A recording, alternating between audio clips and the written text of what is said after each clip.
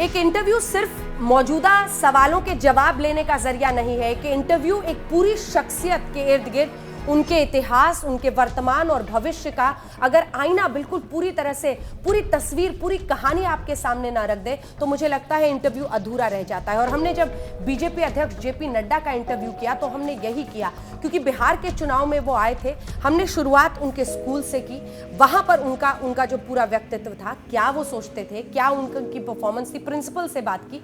वहां से फिर हम कॉलेज तक गए, कॉलेज से लेकर बीजेपी दफ्तर तक, हर जगह उनके साथ जाकर जो उनकी पूरी जिंदगी है वो एक तरह से उसका टाइमलाइन हमने खाका लोगों के सामने रख दिया।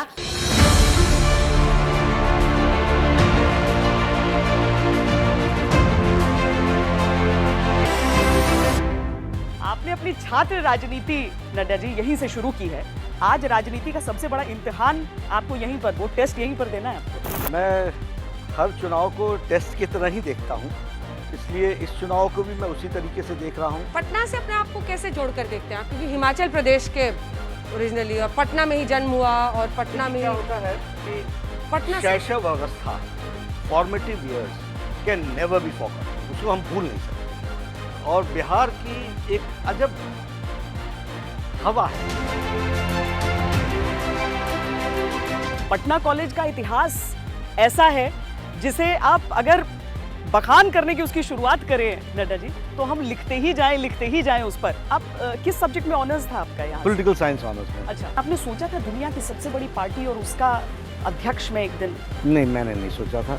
जो भी जिम्मेवारी मिलती रही वो मैं लेता रहा और मैं उसको अच्छे से निभाने की कोशिश करता रहा। मैं आज के बारे में अभी कैसे मैं बेस्ट परफॉर्म कर सकता हूँ इसकी ही चिंता करता हूँ। उस समय का पटना कॉलेज और आज का पटना कॉलेज, उस समय की शिक्षा, आज की शिक्षा व्यवस्था, यहाँ पर फर्क पाते हैं? जब लालू जी का राज आया तो शब्द अच्छा नहीं है, लेकिन चरवाहा विश्वविद्यालय यानी सारा बिहार चरागाह बन गया और चरागाह बनते बनते चारा घोटाला तक पहुंच गया। अच्छा, लोग कहेंगे कि उस वर्ग की शिक्षा के लिए उन्होंने बनाया। ठीक है, लेकिन हुआ क्या, जो एस्टैब्लिश चीजें थी उनको आपने कोलैप्स करा। आप लोग कुछ कर पाए उस पर अपने सालों में? हाँ, बिल्कुल। जो एजुकेशन में 1000 crore rupees have been spent in last 3 years reestablishing. अब चुनाव पर जरा सा हम आते हैं, क्योंकि चुनाव प्रचार जो आपका चल रहा है, कितने संतुष्ट हैं आप अभी तक?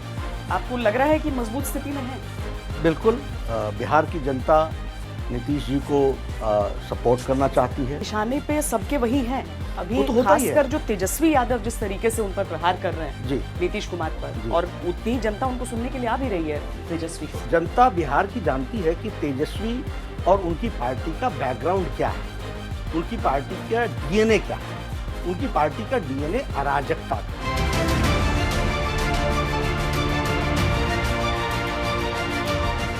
बिहार की हवा में ही कहते हैं नड्डा जी कि पॉलिटिक्स है, और आपने तो बहुत कम उम्र से इस हवा को समझा है, जाना है जी। इस बार एनडीए 2 हिस्सों में बंटकर चुनावी मैदान में उतरा है, इसको किस तरह से देखते हैं आप? क्या उसका फायदा नुकसान क्या है?